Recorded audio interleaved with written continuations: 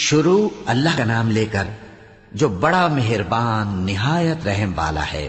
الف لام را، یہ ایک پر نور کتاب ہے، اس کو ہم نے تم پر اس لیے نازل کیا ہے کہ تم لوگوں کو اندھیروں سے نکال کر روشنی کی طرف لے جاؤ، یعنی ان کے پروردگار کے حکم سے عزت والے خوبیوں والے مالک کے راستے کی طرف، یعنی اس اللہ کے راستے کی طرف کہ جو کچھ آسمانوں اور زمین میں ہے سب اسی کا ہے۔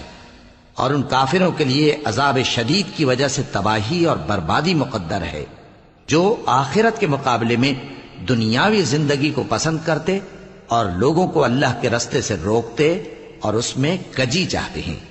یہ لوگ بڑے دور کی گمراہی میں ہیں، اور ہم نے کوئی پیغمبر نہیں بھیجا مگر وہ اپنی قوم کی زبان بولتا تھا تاکہ انہیں احکام الہی کھول کھول کر بتا دے۔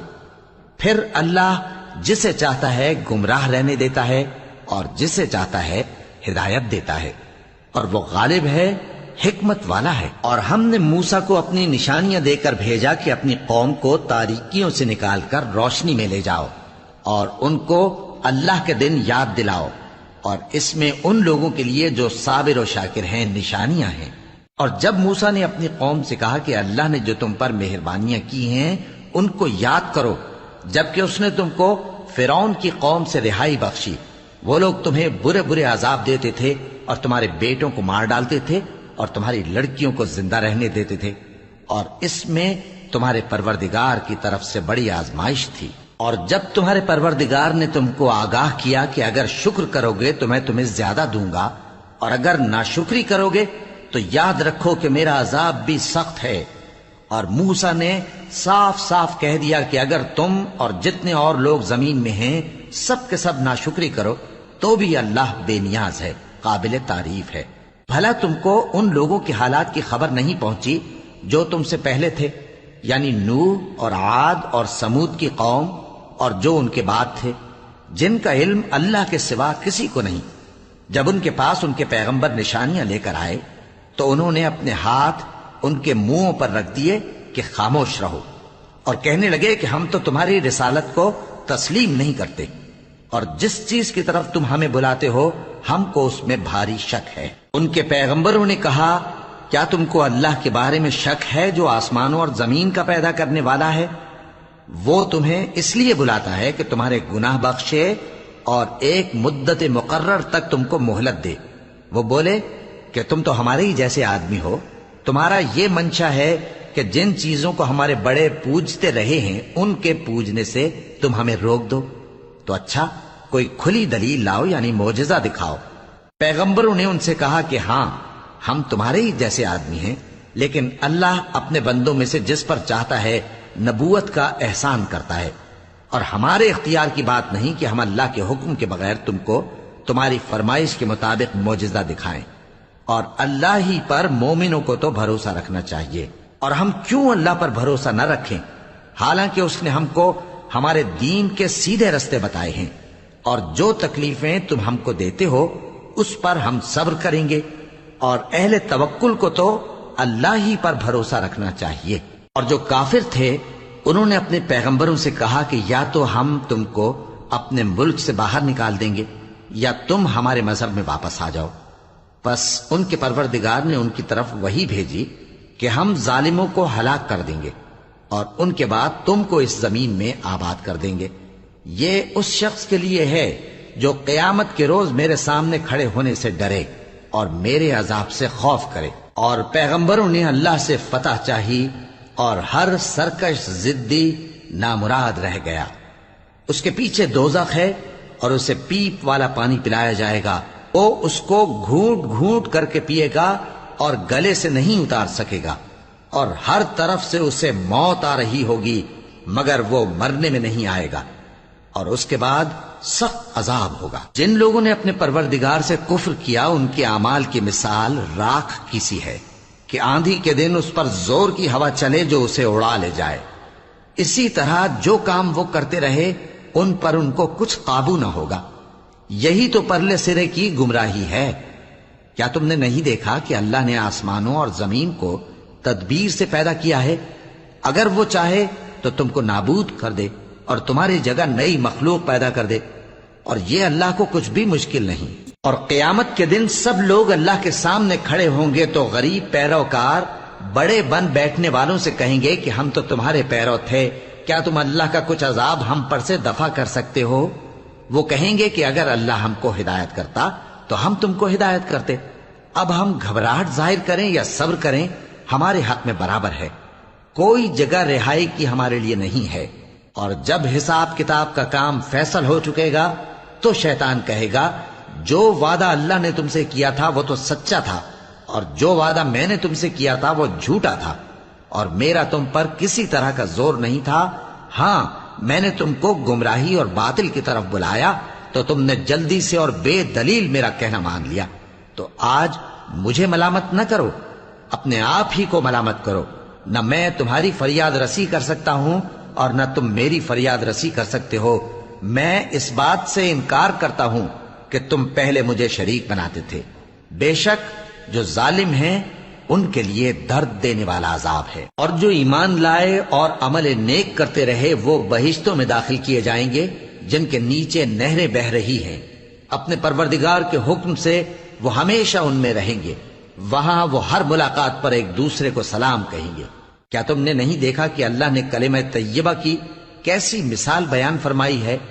وہ ایسی ہے جیسے پاکیزہ درخت جس کی جڑ مضبوط ہو اور شاخیں آسمان میں پھیلی ہوں۔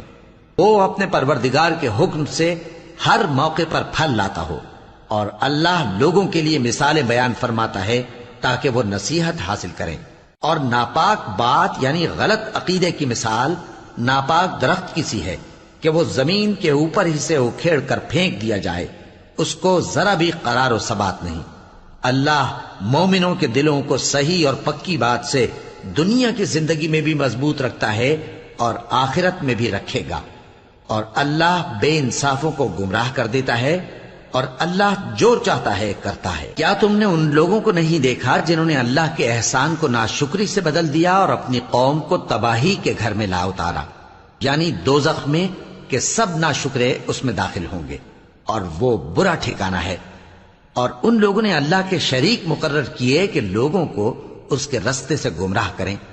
کہہ دو کہ چند روز فائدے اٹھا لو، آخر کار تم کو دوزخ کی طرف لوٹ کر جانا ہے۔ اے پیغمبر، میرے مومن بندوں سے کہہ دو کہ نماز پڑھا کریں، اور اس دن کے آنے سے پیشتر جس میں نہ اعمال کا سودا ہوگا اور نہ دوستی کام آئے گی، ہمارے دیے ہوئے مال میں سے پوشیدہ اور علانیہ خرچ کرتے رہیں۔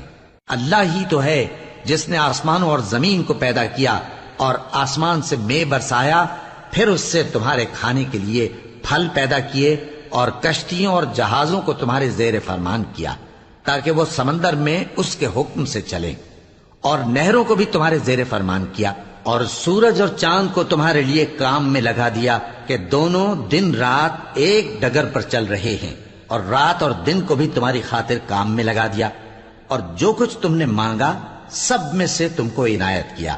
اور اگر اللہ کے احسان گننے لگو تو شمار نہ کر سکو، مگر لوگ نعمتوں کا شکر نہیں کرتے۔ کچھ شک نہیں کہ انسان بڑا بے انصاف ہے، ناشکرا ہے۔ اور جب ابراہیم نے دعا کی کہ اے میرے پروردگار، اس شہر کو لوگوں کے لیے امن کی جگہ بنا دے، اور مجھے اور میری اولاد کو اس بات سے کہ بتوں کی پرستش کرنے لگیں بچائے رکھیو۔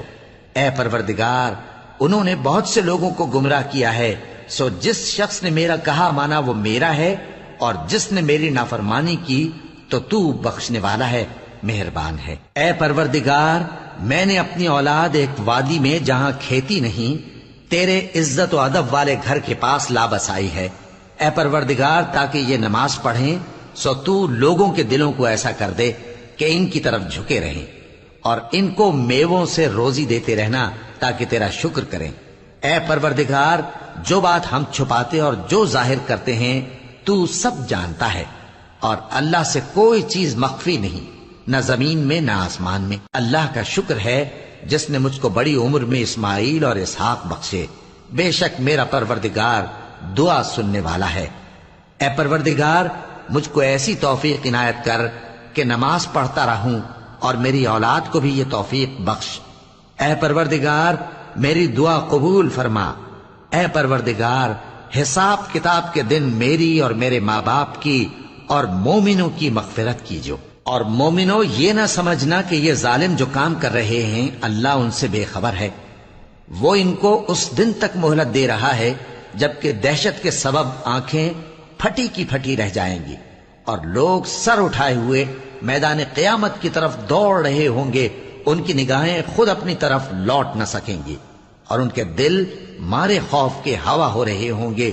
اور لوگوں کو اس دن سے آگاہ کر دو جب ان پر عذاب آ جائے گا، تب ظالم لوگ کہیں گے کہ اے ہمارے پروردگار، ہمیں تھوڑی سی مہلت عطا کر تاکہ ہم تیری دعوت توحید قبول کریں اور تیرے پیغمبروں کے پیچھے چلیں۔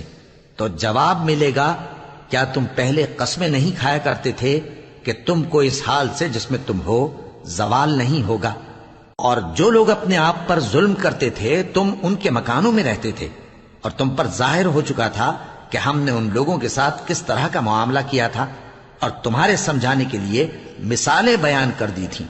اور انہوں نے بڑی بڑی تدبیریں کی، اور ان کی سب تدبیریں اللہ کے ہاں لکھی ہوئی ہیں۔ گو وہ تدبیریں ایسی غضب کی تھیں کہ ان سے پہاڑ بھی ٹل جائیں۔ تو ایسا خیال نہ کرنا کہ اللہ نے جو اپنے پیغمبروں سے وعدہ کیا ہے وہ اس کے خلاف کرے گا۔ بے شک اللہ زبردست ہے، بدلہ لینے والا ہے۔ جس دن یہ زمین دوسری ہی زمین بنا دی جائے گی اور آسمان بھی بدل دیے جائیں گے اور سب لوگ اللہ کے سامنے نکل کھڑے ہوں گے، جو یکتا ہے بڑا زبردست ہے۔ اور اس دن تم گناہگاروں کو دیکھو گے کہ زنجیروں میں جکڑے ہوئے ہیں، ان کے کرتے تارکول کے ہوں گے اور ان کے چہروں کو آگ لپٹ رہی ہوگی، یہ اس لیے کہ اللہ ہر شخص کو اس کے اعمال کا بدلہ دے۔ بے شک اللہ جلد حساب لینے والا ہے۔